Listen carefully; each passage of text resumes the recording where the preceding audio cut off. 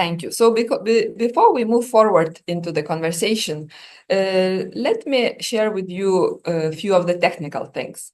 We are using a webinar form today, and we really invite everyone to use our questions and answers section that you can see in front of you, and throughout the conversation, react to what our speakers will be bringing forward, bring your own insights, your own comments, and also ask questions. We have some questions lined up for the speakers, and hopefully by the end of the hour, there will be some time left and we can take some of the questions that you pose for us. But also really the invitation is to be part of the conversation. Share also your ideas, your comments, your reflections. And now let me very briefly introduce what is this event about. So as the title suggests, we will try together to make sense and to see how do we navigate this world of today. We see a lot of disruptions around us. We see lots of interesting things happening, and it would be really good to make sense of that all. And for that, we have lined up for you great speakers. And we will be looking not only into the leadership, but we will also try to see how this world around us is shifting and what does it mean for women, for girls, for equity, for our leadership. How do we make sense of that? But more importantly, what actions can we take together? So without further ado, let me introduce the great speakers that we have here with us today. So let me start with Ms. Aarathi Krishnan.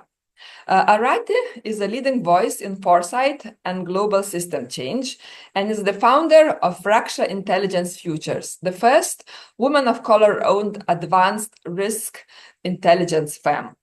With nearly 2 decades of experience in fragile and crisis context, she has worked with senior decision makers across various organizations, governments, UN agencies. Her published work is widely recognized, and she's also a renowned public speaker.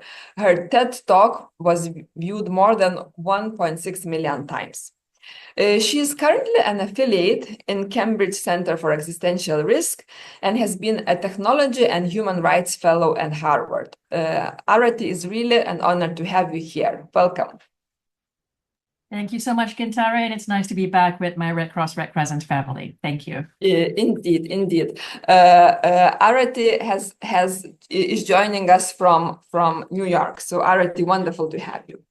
Our next speaker is Dr. Amal Eman. Amal, I hope I will see you soon.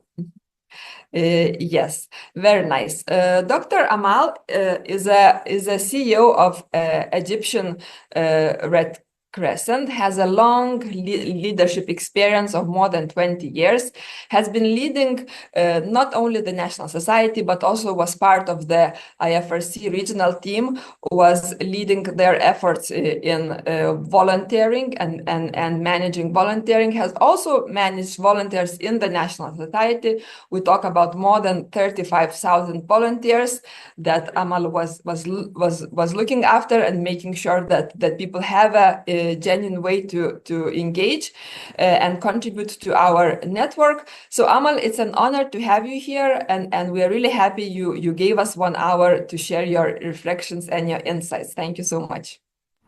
Thank you, Gintare, and of course, welcome to everyone. It's also my great pleasure being with you, and among also my very great colleague and friend Aarathi. To be together at this event, it's really a pleasure. And of course, I'm joining you from Cairo, Egypt. Wonderful. Thank you so much. Not an easy time there for you, and lots of challenges. And our third speaker is Dr. Gwen Pang, who is joining us from the Philippines. Dr. Gwen is the Secretary General of the Philippine Red Cross. Has more than 25 years experience with the network. Started as a volunteer. Today is the Secretary General of the National Society. Has diverse also experience. Was the Deputy Deputy Regional Director of the IFRC Asia Pacific, has led different teams and different initiatives, also was awarded with Florence Nightingale Award. So incredible work, incredible experience, and honor to have you here joining us from Manila. Thank you very much, Gintare, and thank you for having me, in this very important webinar. And also, I'm very proud to share the screen with my former colleague, Aarathi, Krishnan, and also my counterpart in the Egyptian Red Crescent Society, Dr. Amal, Eman, and yeah. Wonderful, wonderful. Thank you so much for your time. I saw some of our participants putting their names and where they're joining from. Please do so. I forgot to do that in the beginning, and I'm sorry about that, but it's really wonderful to hear from where you are joining us and what are you doing in the world today. So please share your organization and your country, because we know that this event is broader than just a Red Cross, Red Crescent movement. People are also joining from other organizations, and we are really very happy to have all of you here. So let me start very briefly by a little bit setting the scene. Over the past years, we really have seen lots of uncertainty and lots of turbulence. One of the things that marked last year were the huge number of national elections around the world that has brought certain type of governance, and we really saw the increase of, I could say, inward-looking governments, people looking inward, maybe having less of the collaboration spirit, cooperation spirit. Last year was also marked by, as the hottest year in the planet. 2024 was really the year full of disasters and crisis. We have seen millions of people being displaced, millions of people in very difficult situations. But we also saw opportunities. Some technological advancement brought maybe some hope, some potential innovative solutions to our issues. And we also saw shifts in the leadership. Definitely, we saw some leadership that we could say was inclusive and collaborative, but there was also a rise, I guess, in authoritarian leadership and exclusive leadership. So, Aarathi, let me address you, as you are in the center of foresight and system change. Help us a little bit make sense of all of that. What these global shifts tell us, what implications they bring forward. Help us understand that a bit better. Thank you, Gintare. And again, we're so happy to be back with my Red Cross family and my dear ex-colleagues, Amal and Dr. Peng. So I think one of the things that's really important that I want to really say out loud and clearly is we are no longer in a rules-based world order. We are in a power-based world order. And what we mean by that is that the norms that we signed up to as a global society, as global citizens and people of the world post-World War II, the Geneva Conventions being one of them as well, that set the frameworks for how our social contract with each other, how governments and institutions collaborate globally together for the global good. Those are being rescinded right in front of our eyes, and the Red Cross, Red Crescent is very familiar with this, as many national societies have experienced this even just in the last few years, where international law is not being abided by, where in fact, arguably and happening all in many countries, is that the rights and the gains that we have collectively and those that have come before us have collectively worked so hard to win are actually being wound back in lots of spaces. So we're in for a very uncomfortable quite a few years, I would say. Yes, Gintare, you are right. We had 65 elections last year, the majority of which had the incumbent governments fall. What we saw were candidates campaigning, and my company did a big analysis on this. What we saw was that candidates were campaigning on promises of more inward-looking protectionist agendas, more right-wing agendas. Now, accompanying all of this, it seems like a lot of noise, but you have to weed through the noise. right? Authoritarianism, fascism, more right-wing leaning, more exclusionary global policies are like an infection. They catch really, really quickly. Now you're seeing the fault line come in and start to crack with old world alliances. We're on the precipice of a global trade war. So right now, I would say clearly the playbook of the past is not going to be the playbook of the future. We don't have one. I don't think in our lifetimes, perhaps in our parents' lifetimes, we knew how to deal with this, perhaps, but we in this generation and those that are coming after us don't.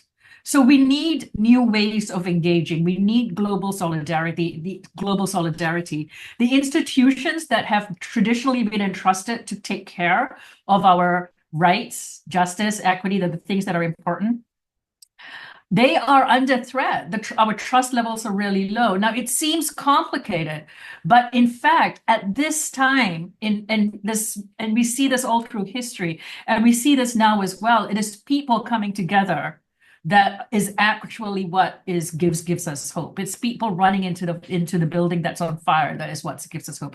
We need global solidarity now more than ever to show that evil doesn't exist. Evil has no place here. We fought for these rights. We fought for women's rights. We fought for the amazing Amal and Dr. Pang to be in the positions that they did. We're not going back. So what this means in terms of how institutions operate, and certainly institutions and networks like the Red Cross, Red Crescent network, and in leadership styles, I think one of the hardest things that leaders have at the moment is making decisions under conditions of deep uncertainty. So previously, where you could make the choice, and it was a luxury also, but you could make the choice to say, oh no, I have to deal with this firefight right in front of me right now. We have people that cannot afford food, cost of living prices are going up, yada, yada, yada. And we can think about the future. That's a luxury, but we can think about the future later. Right now, we don't have that choice anymore. And it's a tough leadership style to move into, where you have to solve what's in front of you and keep your eye on the future and balancing both. And particularly for leaders that identify as women and leaders that hold this space, leading in inclusion, leading for equity, leading for justice, and standing up for your rights is now more important than ever, when you could be, and what you're standing for could be attacked. We're seeing this here in North America, where institutions are taking down diversity, equity, and inclusion statements just because of their funding parameters. So leading with bravery, leading with solving the problem in front of you and keeping your eye out into the future, leading in the generosity and empathy of as a leader that identifies as a woman, whilst you might self be under attack, is what's needed for this time. I'll stop there and happy to come back and answer any questions. Thank you so much. Thank you so much for this, I guess, urgency for action, and this need to have certain ways of leaders and certain ways of leading. Dr. Amal, let me now continue on this and ask you, when you hear all this and you yourself reflect around these global changes and the new challenges, what do you think in terms of vulnerabilities? What new vulnerabilities are emerging for women and girls in the humanitarian context because of that? Thank you so much. And of course, Aarathi, you have opened the doors to speak more about the global shifts. But actually, sometimes when we are thinking that we are already in the 2025 and we are seeing the vulnerabilities we are seeing right now, I'm thinking how it looked like 100 years ago. It's almost the same.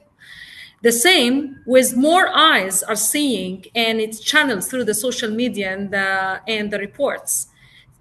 It's looking to what Aarathi has just said. It's about gender-based violence. It's about economic marginalization. It's about limited access to healthcare and education that women are facing more, and marginalized groups are facing more right now. Exclusion from decision making. If I was just searching about the current, I would say, global women in leadership, and I have found that according to the UN Women, it has said that we have just 27% of parliamentary seats around the world. We have 36% of the local government seats. It's 28% only of the management positions led by women. And of course, if we are looking into this also around our network, Red Cross Red Crescent network, we can also relate to this percentage. So all what we are seeing now is that really vulnerabilities are increasing. However, they have been a lot of work in order to see how we can really decrease. I can see that if we are in the 2025, and now I'm coming from the Middle East, and I can see also is the more conflict that's coming, and the more absence of justice and peace, we can see how this is really affecting women more than any other one in the humanitarian context. I can see this in the fact that when it comes to access to clean water, sanitation, education, healthcare, child protection, even for the women who are in the maternity period, they are even suffering more than before. The displacement, if we are seeing the percentage of displacement now in our world and how they are affecting as vulnerability, the women and the children and other marginalized groups, you can really see what kind of vulnerabilities we are seeing right now. The poverty and the lack of economic opportunities. We are still in the 2025 talking about women empowerment in the economy and the access to the land. Even in some areas, still women they don't have the access to own a land and to start something related to agriculture business, for example. And still this is a very limited access income if it's compared by others. So even within the humanitarian context, if we are looking that the suffering is the same, the climate change is the same, the conflict is the same, but then the suffering of women are still more than any other. I'm also seeing that even with the access to technology, and this is a global shift that has happened, still that digital divide between women is more. And even for the women who have access, they are still also suffering from the online abuse more than any other one. So even with the same factors affecting the humanitarian context, still the women and other marginalized groups are really facing a lot of challenges in the humanitarian context. I think I can come to you more. I don't want to take more of your time, but it's really more about the persistence of discrimination, inequalities, lack of access to education, health, and other services that are still very prominent when we are looking to the humanitarian context in relation to the global shifts that we have seen worldwide. Over to you. Thank you, thank you for this, and we will try to also together think, what are the potential way to respond to that, and what is the role that our network can play in advance forward with women's rights and equality. But in the meantime, let me address now Dr. Gwen. I would like to ask you as a leader of a national society and from the perspective of a national society, how do you experience this changing world? Are there some of the challenges or crises that you are dealing with, emerging first time in your leadership? How do you navigate those? Well, thank you very much, Gintare, for the question. Well, I think to me, challenges remain the same with some changes in size. It became bigger, scale, and also the intensity, that it became stronger. And however, I think it is important to highlight that humanitarian landscape had changed rapidly over the last few years. We have seen that, and we have all experienced that. It was touched upon already by Aarathi and Amal. No, well, first time in the recorded history, for instance, in the Philippines, we received 6 tropical cyclones in a span of less than 1 month or 27 days, which overwhelmed the country's response mechanism, which is not a new challenge, but the situation that we had was, very challenging for sure. No? So the world around us is changing rapidly, and we always say that. Now we know that climate change is real. COVID-19 that we experience after that seems to have seems to not the same anymore. The situation is not the same anymore. No, the wars that are happening everywhere, large scale protracted emergencies, and ever changing political scenarios pose new and complex challenges to all of us. It has affected almost each and every one of us, no, regardless it is directly or indirectly.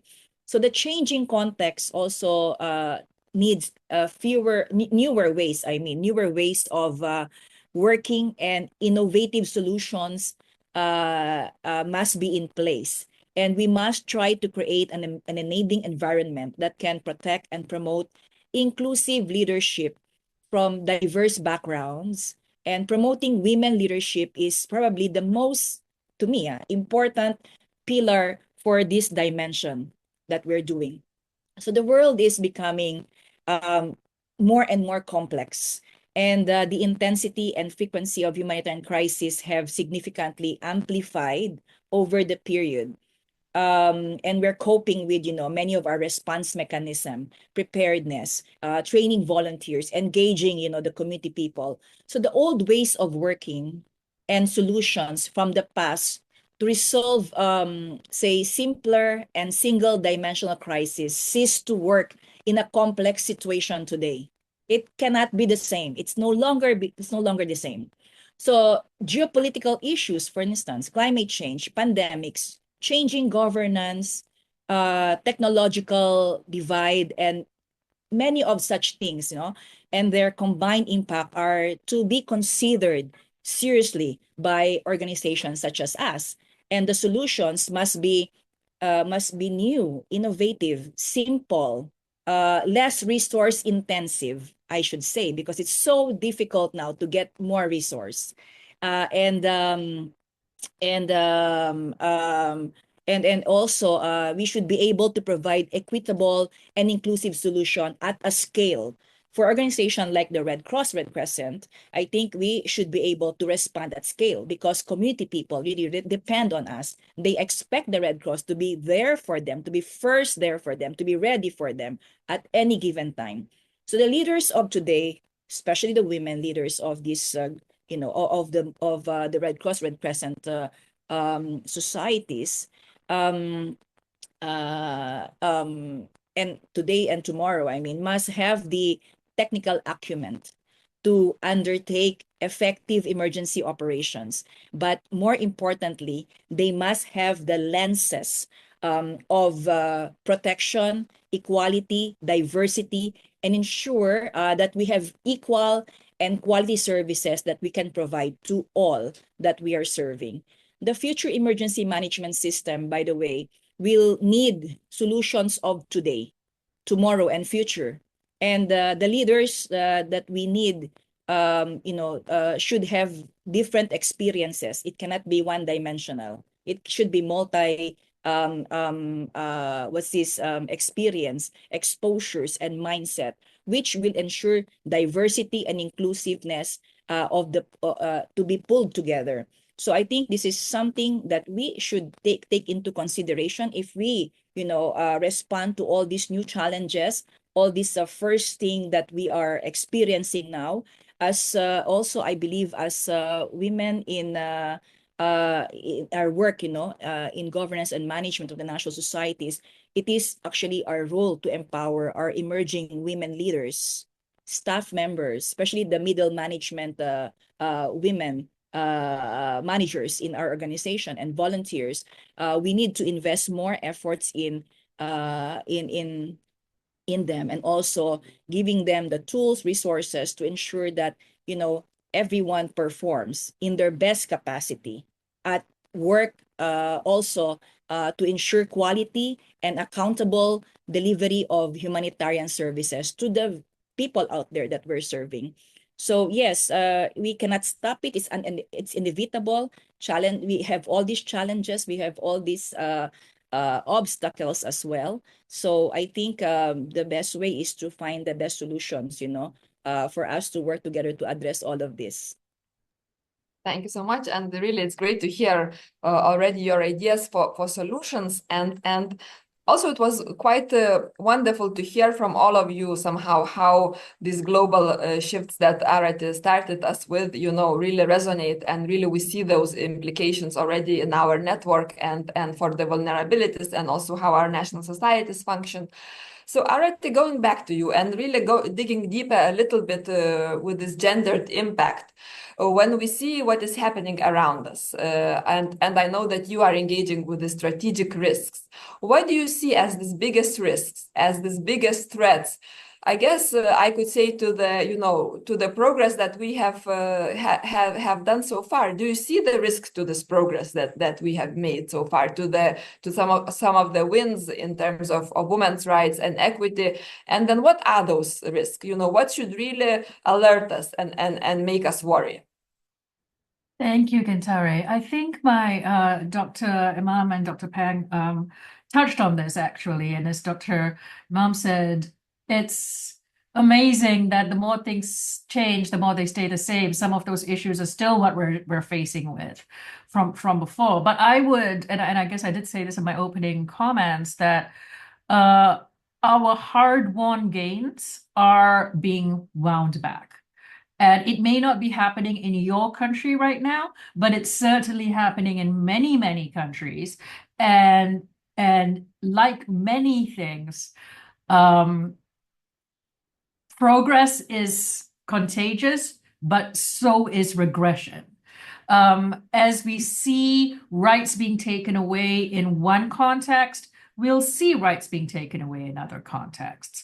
It didn't take very long. It's only been barely 3 months into the new year, and already many countries are winding back aid budgets for defense spending, for economic spending internally, or requesting that issues or projects with climate risks in there, with women's rights in there, are no longer going to be funded. One of the major risks right now are, in fact, programs that center women and children and those living with HIV/AIDS, as they cannot get funding, and these programs are being shuttered almost immediately.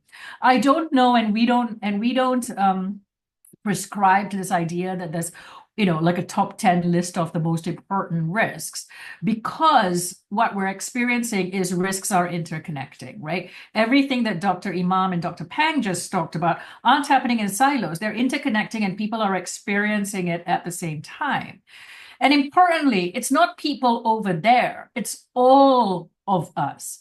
And if we think that this is not going to impact us at some point, then we do have our heads in the sand about that. Now we are experiencing issues and risks related to our digital rights, as we see technology power being increasingly concentrated, and the protection mechanisms on the social platforms that we use a lot every day, that we use to talk to our friends and loved ones, and in times of crises, whether it's WhatsApp, whether it's Meta, whether it's Google, those protection mechanisms are being taken away, which means that the things that you're writing on WhatsApp that you might think is confidential is being surveilled.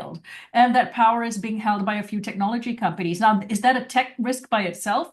No, it's tech, it's authoritarianism, it's women's rights, it's the rights to protect people that are historically disenfranchised. So we don't prescribe to a top 10 list of risks because, again, many groups in the world experience and live through different risks, and they matter in that context. So a top 10 list of global risks, you might have biodiversity loss up there, but does biodiversity loss actually matter to somebody in Syria at the moment? No. So we need to contextualize the issues that are important to people within their sort of lived experience.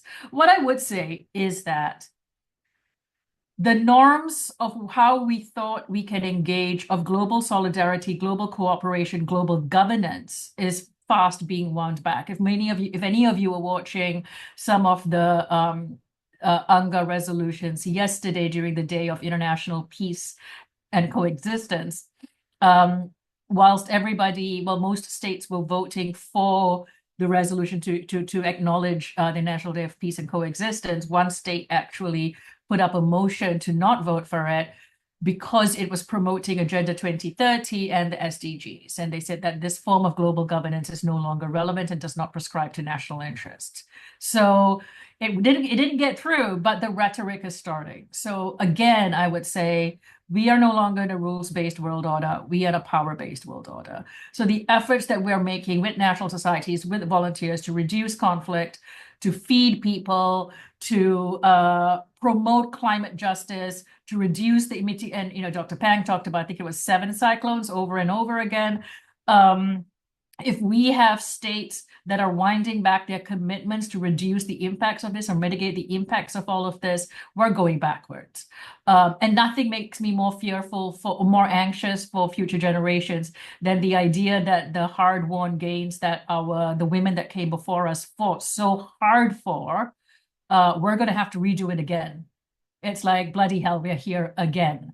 And I think that's something that we need to be cognizant and keep an eye on. And it's not about sitting in a state of dystopia. I get asked that a lot because I work in risk. It is actually a form of resistance. Being aware of the bad that's happening is a way that we can ensure that the good that is being won, the good work to drive equity and justice and fairness for all is protected by keeping an eye on the things that can disrupt that. Thank you so much, Aarathi. And I think also by just acknowledging in how difficult situation we are in, and how bad the situation is also a good start. It makes you, gives you this motivation to go forward. Dr. Amal, I want to ask you also based on what just Aarathi said, like it seems that in this world, in this situation, being reactive is not enough anymore. We have to, as a network, build our adaptive capabilities and really not only react but anticipate these things. What do you think are the ways for that? Maybe short term and in our community levels, but also more structural, long term possibilities for that anticipation.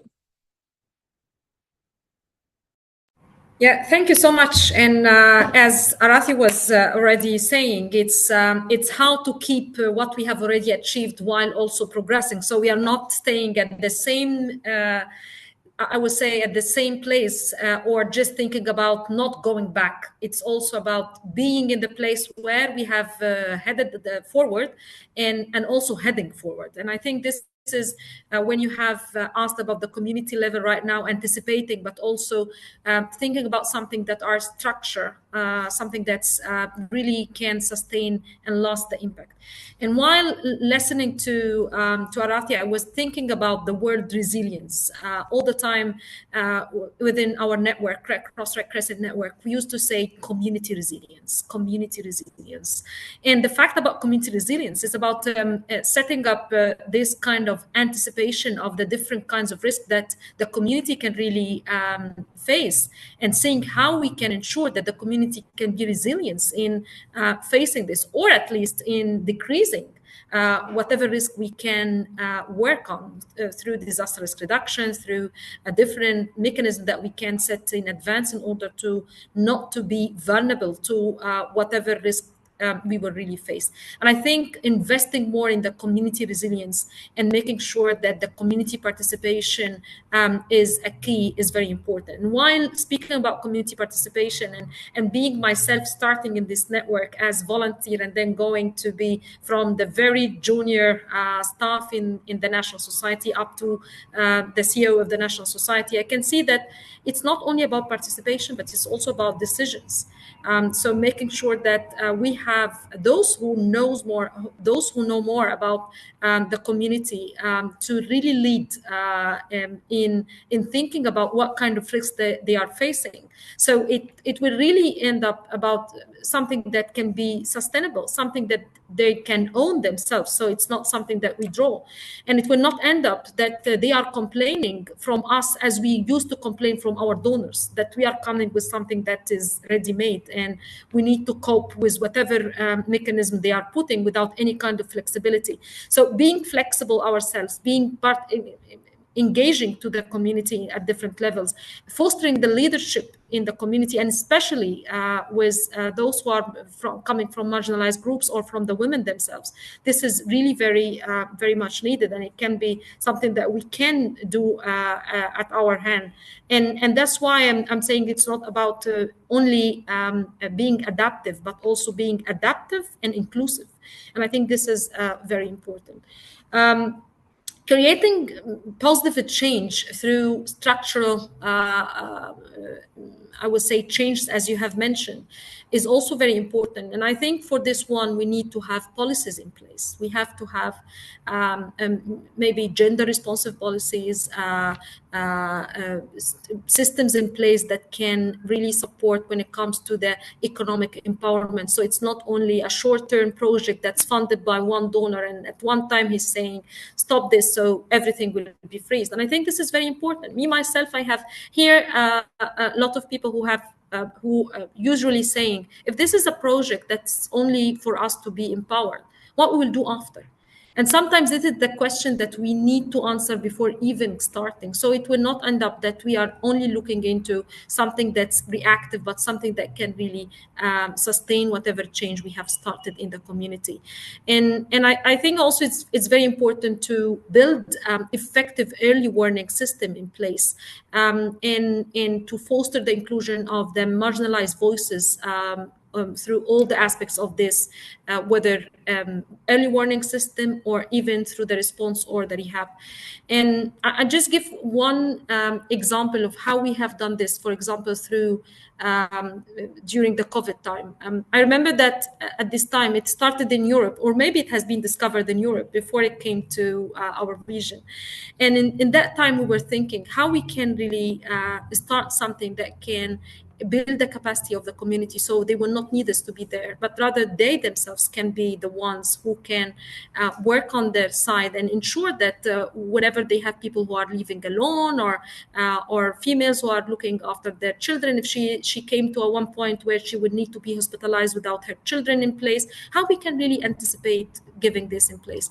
And through this mechanism that we have started, through the early mechanism that's totally through the community, where they can get the support from their neighborhood, and also through our volunteers who are coming from the community itself. So they can be, through the training and through the investment that we have done, and through the very basic tools that we have provided with, they can use the community resources themselves in order to start building their own community of support, community of resilience. And all what we can do is just supporting them remotely. And it happened. And because it happened very successfully during COVID time, we have thought, why we have only done it during COVID? Because we have been obliged to think about something that's not traditional. We have obliged to think out of the box, to be as innovative as we can in order to build the capacity on a structural level in the community. And taking this, we have actually taken this to another level when we have started our digital strategy in the Egyptian Crescent, where it didn't exist before. So I think this is also very important, that we look into our systems and trying also to think how we are not only investing in our system, but also in the community itself. So they will not need a lot of resources from our side. They would rather need our support, which will really need to be there. And that's why also the CA, or these kind of programs that the network is also trying to take forward. Having the community feedback is also very important. So we will not continue things that are not working anymore with our communities and with the marginalized groups. Over to you. Thank you, Amal, for the richness of your answer, and also for sharing the the very great example of how the network can really make, I think, great solutions when we are forced to.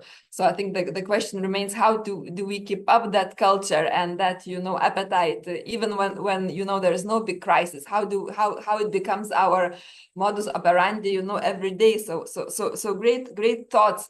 Dr. Gwen, I would like to also follow up a little bit of what Dr. Amal said about fostering women leadership, because I would like to get to this really conversation of women leadership, and maybe have a mirror in front of us, you know, reflect a little bit. How do you think the woman in position of power has, you know, evolved in our network? How do you see the situation here, and also where do you see these key opportunities and challenges for women leadership across different levels in our organization?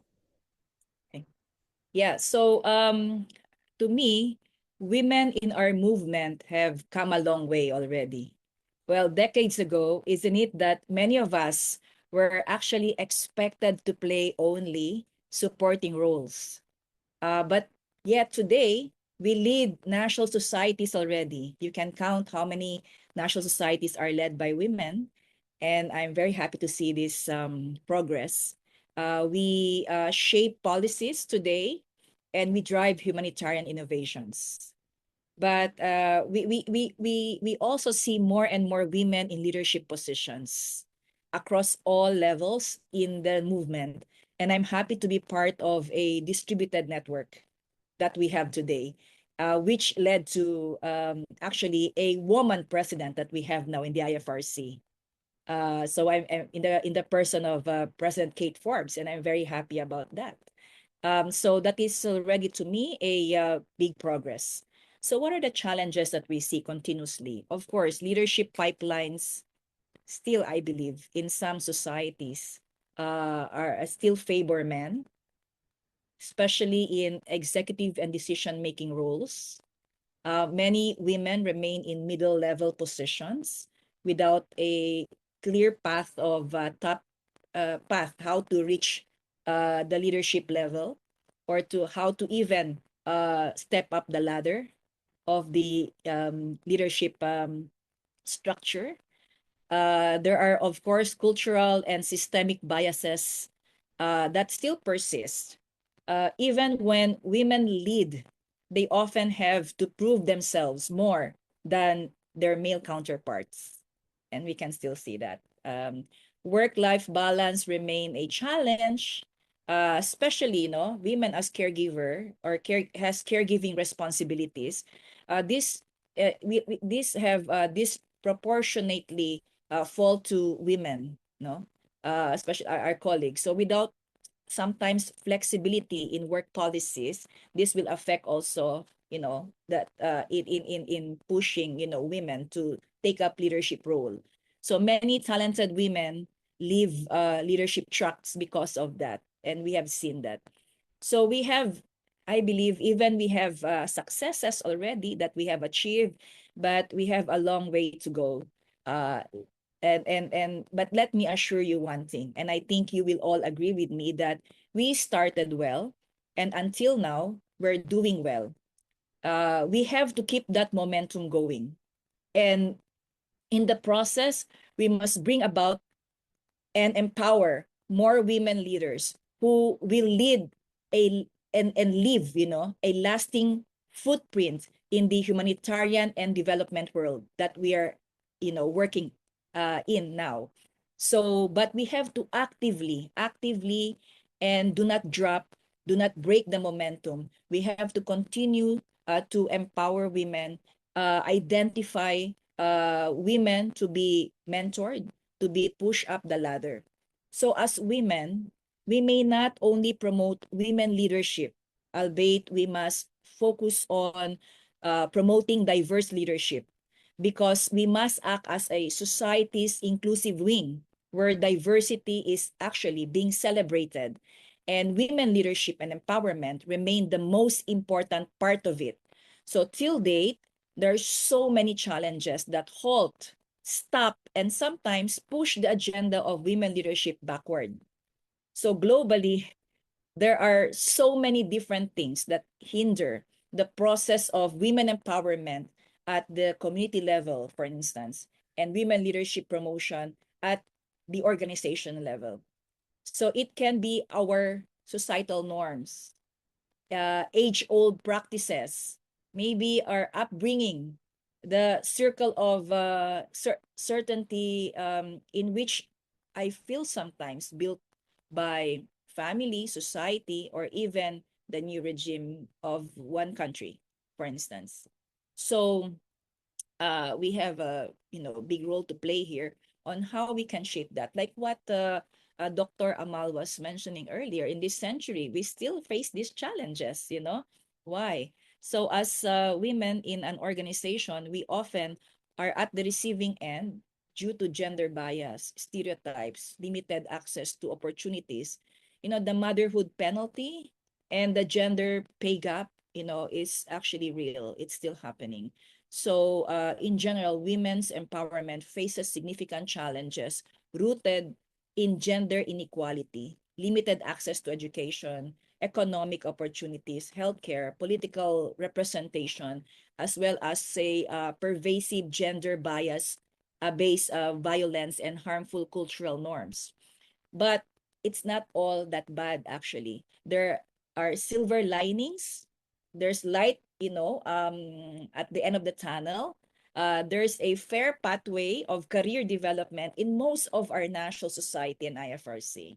And there are targeted mentoring programs. I have went to some of the webinars and also meetings, and I'm happy to see that now we are promoting more and more women in the organization as leaders. So we have safeguarding policies in place, practices, and also enforcement mechanism to ensure that our women are protected, promoted, and thriving. But it's not just about quotas, no? It's really about giving the women the decision-making seat, the decision-making power. Sometimes we are just counting. So that is different, It's really giving that empowerment to women is most important. So the platform and opportunity to speak and interact, with you itself is a bold statement that the agenda of advancing women leadership is working in our network. That's why I'm very, very happy that, we are doing this because, this is actually to me an opportunity to interact, with many of you. So just a small word of advice that, or maybe that I learned from my years of working in the Red Cross. Opportunities are there. It's actually there.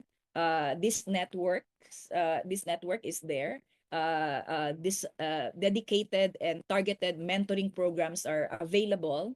We just have to help, our colleagues, to really find, the right match for them to develop them further. There are safeguarding practices, sometimes even with positive discrimination in our systems, are actually all promoting you, promoting us. But at the end, it's you who must identify that opportunity that is given to you, and break the cycles of certainty and capitalize on them. All of us must do our share, no? So the whole system is actually here to support you. So this is actually for you. So please take that opportunity and break the.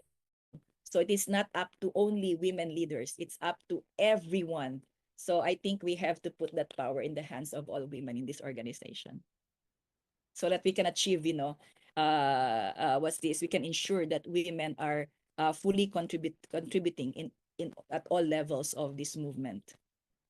Thank you so much, Dr. Gwen, for laying these strategies to really push forward and to really have better equality and more women in the position of power. Thank you so much for that. Aarathi, I would like to go back to you. My question was to you, the initial one around the kind of bold openings for the structural changes that could help us move forward. A little bit what Dr. Gwen talked about, but maybe I will also add, because there was a question in the group dedicated to you. Really, when you think about these big, challenges, big changes, what you think can help us move forward without compromising our fundamental principles? I want to use this opportunity that we have you here to get your thinking about that as well. I think that we are we're in a period where those we have been, right? Like this is not brand new. Those fundamental principles, our fundamental principles have always been tested through time. And I remember when I was working when I was the co-lead for Strategy 2030, it was a very contentious thing that kept coming up, whether the principle of neutrality needed reinvigoration. So not to take it away, but do the fundamental principles need an evolution for these new times? That's a question for the Red Cross and Red Crescent to debate. It's not for me. But I believe that what the fundamentals of the values that connect all of us, that connect all of you that had to join the Red Cross Red Crescent family, whether you're a volunteer at a national society or you're in a salaried position, is the recognition of solidarity, that together we can do more. I have always said that people don't need to be empowered. We've got our own power. It's about creating the systems around us that let us stand and stay in that power and to bring it to the front. Patriarchal systems will always exist. Patriarchal systems might be increasingly emboldened now. So it is up to us to remind each other to hold in closeness those principles, those values that we know are good for all of us, to remind ourselves this is why neutrality matters, this is why independence matters, this is why voluntary service matters.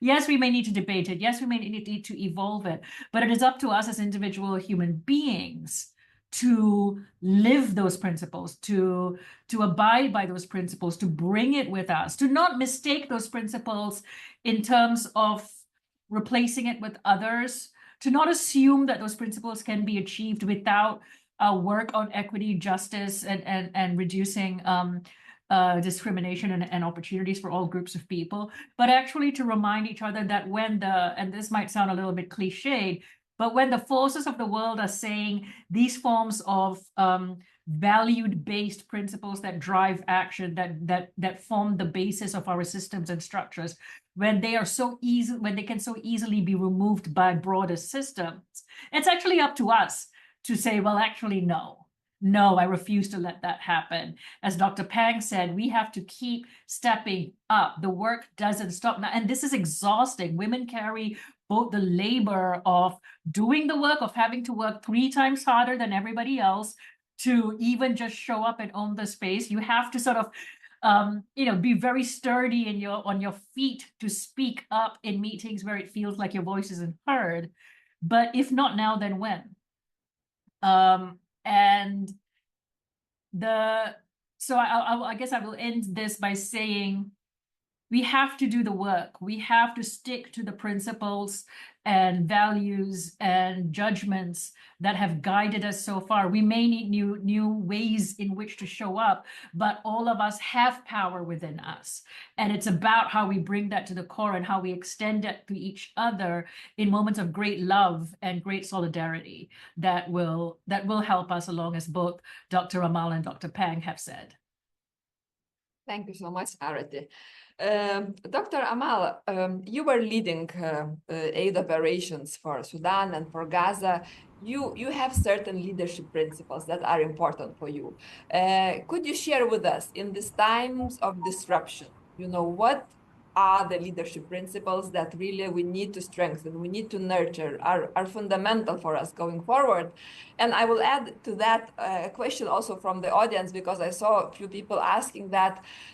How do you think, what role do you think the networking and mentoring could play in really, building better leadership and supporting women in our network? So 2 questions in that. Okay, thank you so much. And of course, both are very important. And I wish one can have the full answer for how it looked like. What I can say that basically, if sometimes men say that women can't be at leadership because they are thinking from their hearts and not from their minds, or they are putting emotions over, I would say let's have this as a power. And empathy and human-centered leadership is a character. When we feel the communities, when we feel our teams, when we really have this empathy in place, so we are not that rigid, that we are not that solid, but we are human beings. And I think this is very important. And while you are now mentioning Sudan and I'm mentioning Gaza, we are, who knows that as Egyptian Red Crescent, our teams, they didn't stop working for more than 670 days responding to Sudan. If we are not here thinking about how through our leadership, being a woman leader, thinking about those volunteers who are there, what kind of occasions they are missing every day with their families just to be there, and sending their families, calling them in the vacations where I know that their son or their husband is with us, saying, please, let's come and celebrate together. I know that maybe you don't have your son, but you have a family here. So I'm you can give more, but this is one that I'm really thinking, a leadership style that really focusing on people first, leadership that's really characterized by empathy, a leadership style that's adaptive and agile, thinking out of the traditional work and knowing that we have 24 hours per day. And in order to continue, we need to have also many things in place. And that's why if I am a mother, if I am a wife, if I'm a daughter for old parents, it doesn't mean that I can't be a leader. I can be, if I can have this balance, agile style in place that can really accommodate whatever I can do in the 24 hours. I think also being as inclusive and collaborative as possible. It's not anymore about it's not masculine. The leadership is not masculine. And I'm a doctor, and Dr. Gwyn also can help me. The brain is not a muscle. It's not about something that we can train by lifting more. It's more about being that able to really be collaborating, more minds coming together. This is the power. And I think this is also very important and a very good character that we can put in place. I was also thinking about being transparent, speaking up. I know that sometimes in certain contexts, being shy is part of the tradition, that you have a limit for your voice. But it's not about the voice; it's about the power of word that we are bringing. And the fact that you have really strong voice, it doesn't mean that it's a loud one. And I think this is also very important.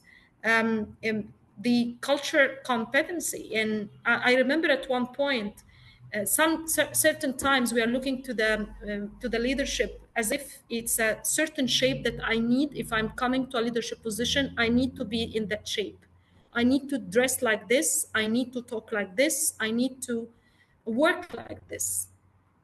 And it's not putting into consideration that I can be myself while being a leader as well. So this kind of also cultural competence is very important. One thing I was really all the time mentioning to the I4C network, being myself at one point, being the regional youth and volunteer coordinator for MENA, I was saying, the power of the youth and volunteers coordinator in this network, that all of us are coming from the same region. So we know exactly how it works. It was, if you look to the 5 youth coordinators at this time, the 5 of us, everyone's coming from its region. So it was very easy to understand how our peers are thinking, how it's going. And I think this is also very important. And we need also to prioritize looking to the different characters. So I think it's very different, but all of them, as Aarathi and Dr. Gwyn was saying, they are there. All what we need is just to believe that we can do, and the support. You have mentioned about the mentorship. I think having the yeah, like I'm looking to the list of participants, and many of them, they have started in this network being themselves either volunteers, either youth leaders, either themselves being very junior, and now they are leaders. I believe that if they didn't find a model within this network that they can adhere to, that they can learn from, they will not be here. And that's why when Dr. Gwen also has said that we need to really work with our middle management staff and the second line and see how as network, and this is also why the Solferino Academy and the GLORED, it's a collective network of mentors. It can be very direct that one is mentoring one, but also can be collective. These kind of meetings where we are also sharing our fears and challenges, as we are sharing our strengths, is very important. When you let me know how you have navigated yourself through the challenges that I'm experiencing for the first time, but you have went through, I might have the solution from you that I can adapt also to myself. So mentorship is very important. It's existing. Maybe we can work more in having it more structural. So instead of trying to find a mentor that can be my style, that can really work with whatever can work for me, there can be a system that can connect both of us at the same time, and having this in place where we can really learn from each other. Over to you. Thank you so much. Thank you so much. Great propositions how to go forward, and great also element of this leadership that we want to see. Dr. Gwen, I will let you, I guess, close our conversation. Apologies to everyone. We are a little bit behind the time, but we will finish this part soon, and we invite everyone still to stay for question and answer session. Dr. Gwen, maybe also listening to what Dr. Amal brought forward, that we need leaders who are has levels of empathy, who engage everyone around us. Also, the conversation we had before, that everyone has an opportunity to contribute to the decision making. The voice is being heard. They have this power. How do you think, in terms of what organizational conditions we need to nurture to be able for this type of leadership to emerge? What is important about organizational conditions, organizational culture, that really gives space for people to grow and to become these leaders that we talk about today? Well, thank you, Gintare, for that question. Well, I think if we want women to drive transformative change, if we want women in the leadership role in our national societies, I think we must do more than just offering leadership positions. It is not enough just to offer leadership positions. We must create an environment where women can really thrive, where women can really survive. Some key actions that I have in mind on how we can actually do this is, first, I think we have to institutionalize gender parity. So we have to have set of clear targets for women's representation at all levels, from leadership, ensuring a balance, gender in in governance boards, executive teams, even in the emergency response teams, even in the middle management at all levels. We must do that. The HR must have a fair way of recruiting, talents to the organization, and also must have a fair way of navigating or discovering, hidden gems inside the organization, and really grow them to the role that they have to play. So I think we have to institutionalize gender parity. That's number one. Number two, maybe invest in leadership pipelines. Invest in leadership pipelines by perhaps implementing more in mentorship and succession planning programs, especially for women. Ensuring that women are prepared and empowered to step into the top roles. So that is very key and important. And then I think we have to rethink the leadership models. Leadership models in the organization. We have to move away from the rigid, hierarchical leadership structures that often actually exclude women Instead, we have to promote collaborative, participatory decision making, in our organization. Also, number 4, I think we have to address biases and stereotypes. No, leadership development should include unconscious bias training of all staff and volunteers, including our board, to challenge outdated norms about women in leadership. So many of these norms are outdated. We should not, we should not use that, as our way of working. Number 5 is, I think we have to provide flexibility and support. We have to introduce new policies like remote work options, perhaps family support programs, mental health services, to ensure women are not forced to choose between leadership and personal responsibilities. And we have to train women and, to have how to make this decision. So women leaders, I believe, I think you will agree with me, we bring, unique leadership perspective, in the humanitarian work. So we lead with empathy, inclusiveness, and long-term vision. So I believe that if we, women, when we lead, the whole community benefits, no? The whole country will benefit from it. So then, the time to invest in women leadership actually is now. And really, I'm encouraging everyone to really put that in your agenda. We've been talking a lot about our agenda, maybe in our NSD agenda. That should be the number 1, if we really want to make this work and happen. So we have to intentionally break the barriers. We as women leaders should actually be part of that, to break the barriers. And also the women, around should actually be part of it in breaking the barriers. We as leaders, not just to open doors for women, but we have to change the structures that make leadership inaccessible in the first place.